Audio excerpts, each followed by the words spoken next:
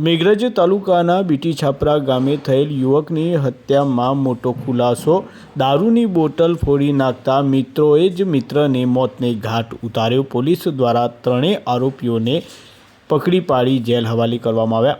આજરોજ તારીખ 8 ડિસેમ્બરે પ્રાપ્ત વિગતો અનુસાર તારીખ 7 ડિસેમ્બરે સાંજે 4 થી 7 વાગ્યાના અરસામાં મેઘરજ તાલુકાના ઈસરી પોલીસ દ્વારા હત્યાના 3 આરોપીઓને ઝડપી પાડવામાં આવ્યા છે। આરોપીઓ દ્વારા 5મી ડિસેમ્બરે યુવકની હત્યાને અંજામ આપ્યો હતો। દારૂની બોટલ ફોડી નાખતા યુવકના મિત્રોએ જ યુવકને મોતને ઘાટ ઉતારી દીધો હોવાનો પોલીસ તપાસમાં ખુલાસો થતાં ઈસરી પોલીસ દ્વારા ત્રણેય આરોપીઓને તેમના રહેણાંક ઘરો પાસેથી દબોચી લીધા છે। આરોપીઓને જેલ હવાલે કરી પોલીસ દ્વારા હત્યાની ગુનાનો ભેદ ગણતરીના કલાકોમાં ઉકેલી લઈ વધુ કાર્યવાહી હાથ ધરી છે। આરોપીઓ દ્વારા મૃતક યુવક દ્વારા દારૂની બોટલ ફોડી નાખતા ઉશ્કેરાયેલા ત્રણેય મિત્રોએ મિત્ર યુવકની